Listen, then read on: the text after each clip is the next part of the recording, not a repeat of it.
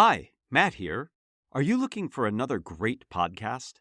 Our friends at Harvard Business Review have a podcast you might like, HBR IdeaCast.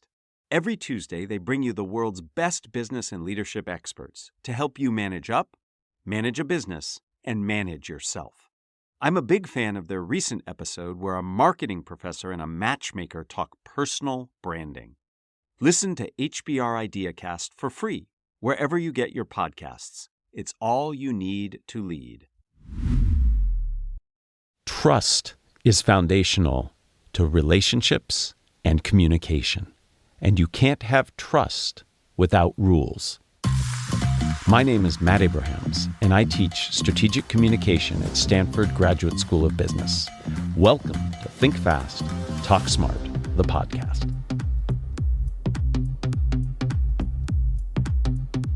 Today, I'm super excited to speak with my friend and colleague, Anat Admati, who is a professor of finance and economics at Stanford GSB and the director of the Corporations and Society Initiative. Along with Martin Hellwig, Anat co-wrote the award-winning and highly acclaimed book, The Banker's New Clothes: What's Wrong with Banking and What to Do About It. She teaches a number of courses, including Power in Finance and Is the Internet Broken?, which led to a cameo to the TV show Silicon Valley.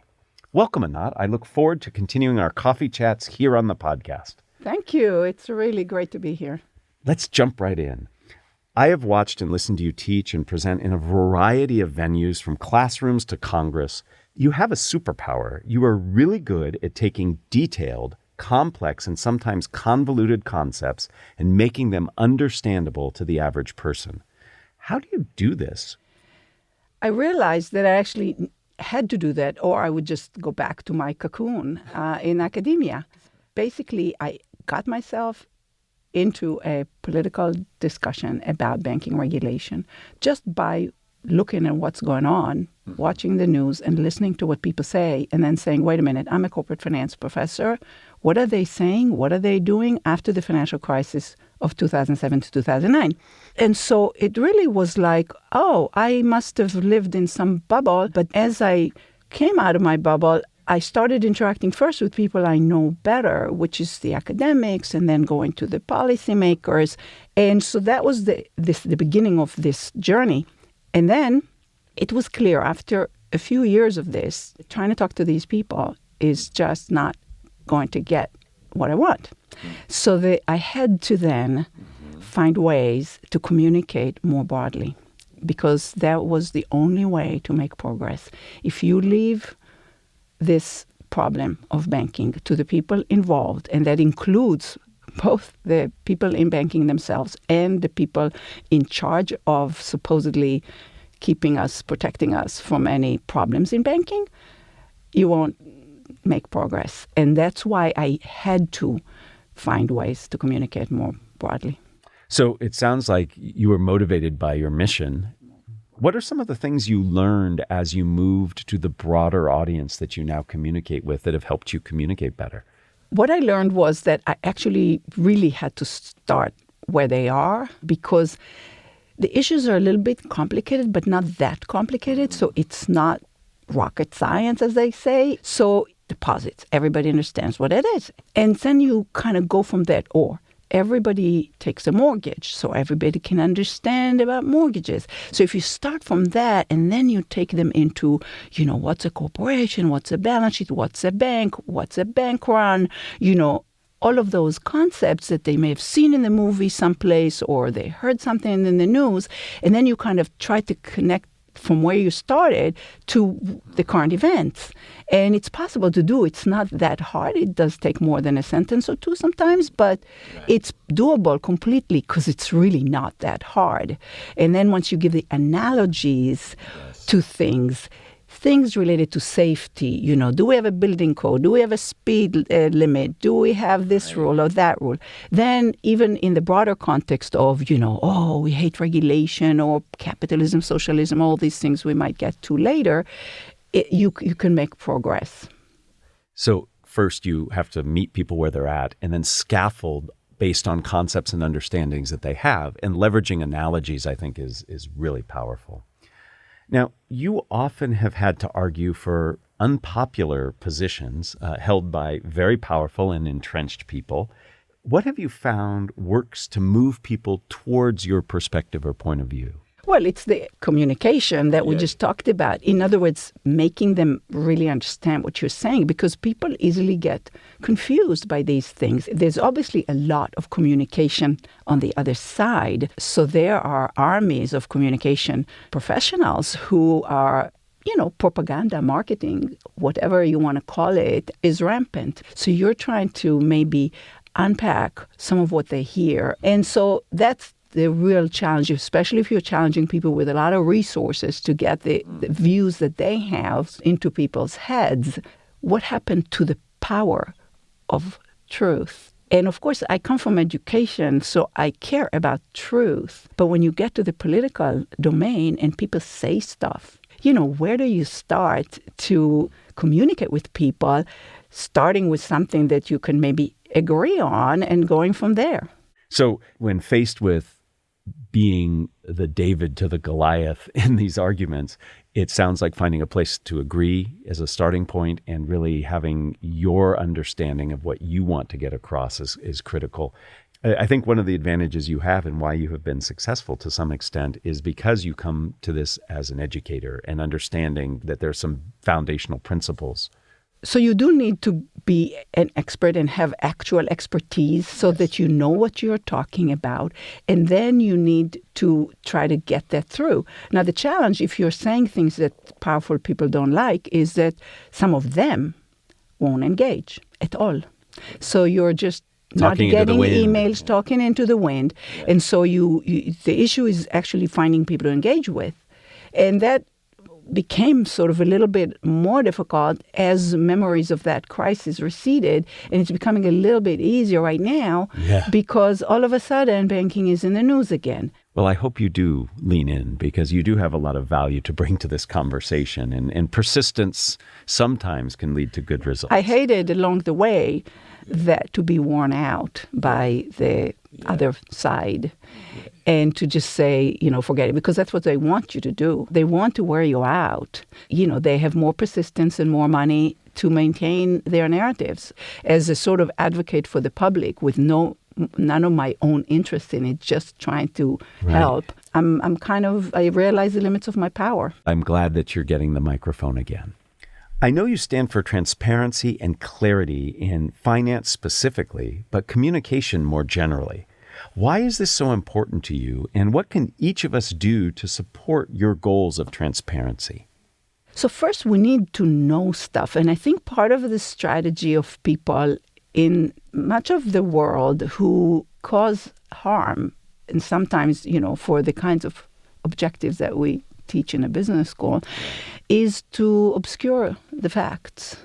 And so I really value investigative reporters, and I try to view myself as well and tell my academic friends that we really are here to speak truth to power and to try to find that truth. Mm-hmm. Now, that involves finding facts, but you have a lot of powerful people using their money to hide what happened. I mean, look at Harvey Weinstein. Read, Catch and Kill. He intimidated the media, and he got his misconduct hidden.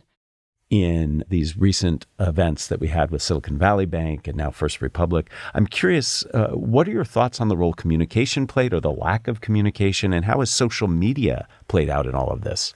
Communication in banking is a lot about narratives. Mm-hmm. So we had a financial crisis, and what happened? So, I often start by saying, well, Jamie Dimon, a famous guy, especially today, said to his daughter that a crisis is just stuff that happens. Then you have other narratives that say, oh, it was just a liquidity run like in the movie, It's a Wonderful World, and look at it, the social media version of it. Instead of people, clamoring to get in the door of the bank, we have all these social media messages and all these mobile banking, and look at the speed of it and all of that. So it's the modern version of, Mary Poppins rumor, gets everybody to run to the bank and want their money out. And certain people like that story. Because if that's the story of what happened, then, we should just insure all depositors. We should just keep everybody home so they don't run. Mm-hmm. But the problem is not this. And this is an effort to divert the discussion from what the problem really is. The problem really is reckless management and bad rules and bad enforcement of rules. So it's the governance that failed. But that's not the story we're hearing. That's not the story. If you hear only about Iran and how they needed to meet payroll and they needed to insurance for that reason, people who left billions there without looking at whether they were safe or not, then the solution is always to just allow in certain corporations in this economy to do whatever they want with our money. How do you begin to change the narrative? How do you get that narrative out? What's the story you're telling? And who are you telling it to? I want to tell it to the public. I want to tell the public, let's go to the actual problem. The people who wanted to pull their money out of SVB didn't just get up in the morning and decide to do this. The reason for it was the money was not safe. They had reason to do this. It wasn't just because they were afraid other people were doing it, which is sort of the classic, panic runs that can take down a good bank. No, this was not a good bank. This was an insolvent bank. They showed their weakness because they tried to sell some of their assets, which were just government bonds. And it wasn't like an illiquid market. It was just a market in which their bonds were worth less than what they paid for them.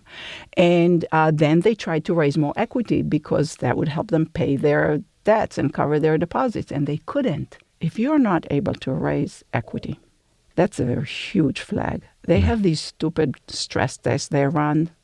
That's a market test that, any corporation that wants to not be in bankruptcy should pass. Now, they might not like the price they get for their equity if they lost a lot, but it's maybe the right price.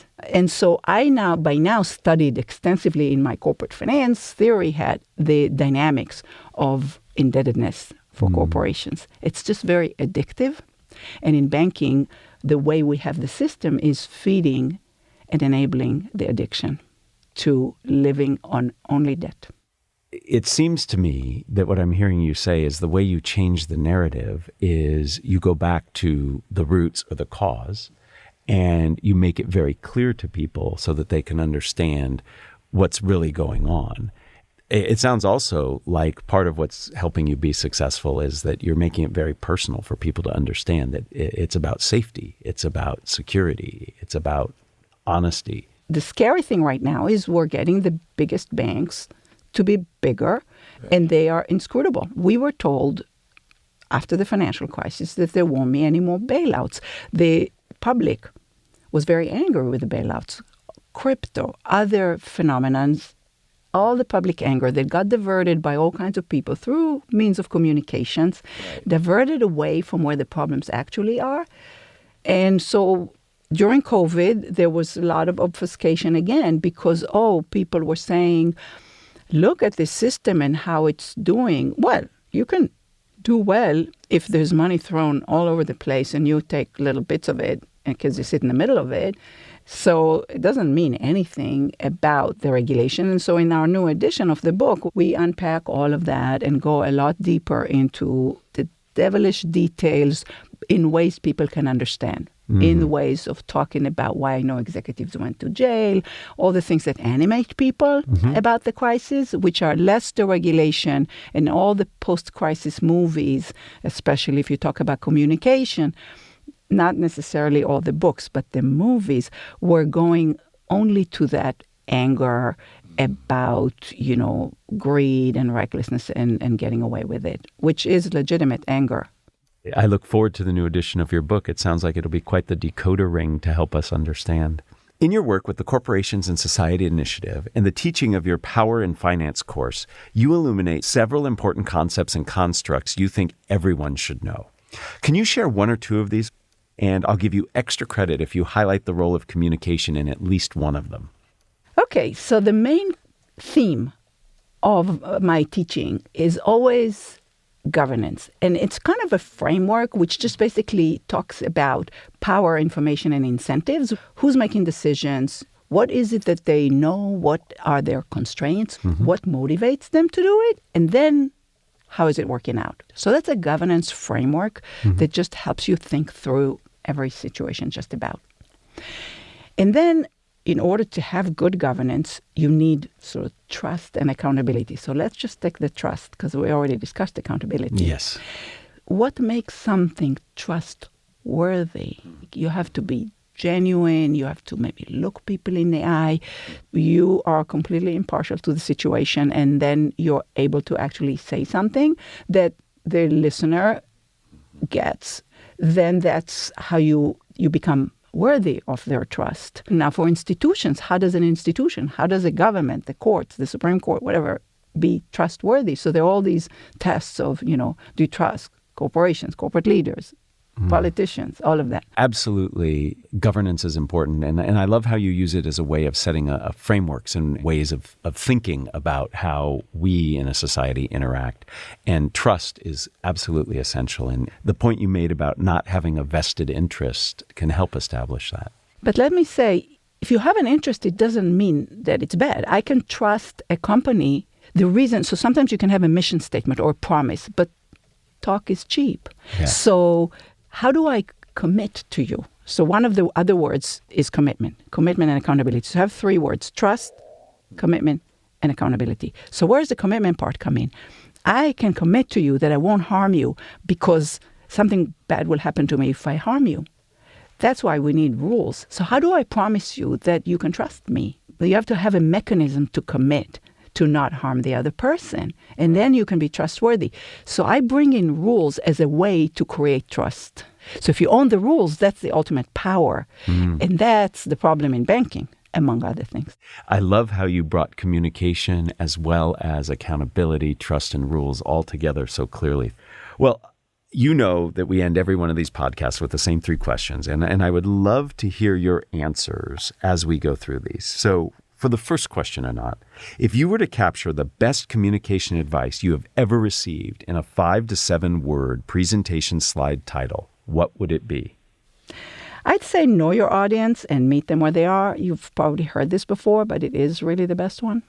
We hear know your audience a lot. The added meet them where they're at is really important. And you certainly have embodied that in the work that you have done. And so it's one thing to say it. It's another thing to sit down with somebody who you can see very regularly do it. Question number 2, who is a communicator that you admire and why?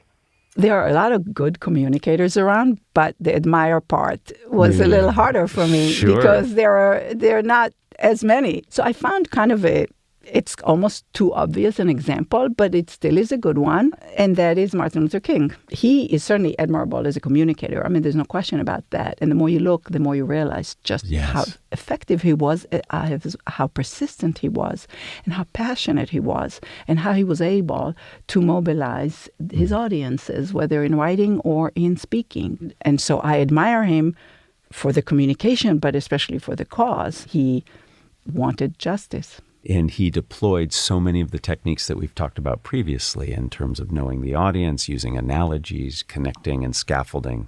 Very, very wise choice for sure. Question number 3. What are the first 3 ingredients that go into a successful communication recipe? 2 of the 3 is, we said in the beginning, understanding very well what you're saying, including your own shortcuts and implicit assumptions, because you will be better when you truly understand what you're saying. Second is, again, meeting audiences where they are. And third is issue. I think it's important to stick to the issues and really avoid ad hominem. And people do go ad hominem and try to discredit a person. So knowing your content and the biases you bring to it, really understanding your audience and meeting them where they're at, and focusing on your message and your purpose without getting distracted. Those are absolutely 3 essential ingredients, I would argue. Well, Anat, I knew this was going to be fun, and I knew we were going to learn a lot. And I wish you were just more passionate about what you do. It is a true experience and a lot of fun to always chat with you. Thank you for the insight you gave. Thank you for the work you do, and thank you for sharing with us some really key communication takeaways. Thank you very much for having me. Thanks for joining us for another episode of Think Fast, Talk Smart, the podcast from Stanford Graduate School of Business. This episode was produced by Jenny Luna, Michael Riley, and me, Matt Abrahams. For more information and episodes, visit gsb.stanford.edu or subscribe to our show wherever you get your podcasts. Finally, find us on social media at Stanford GSB.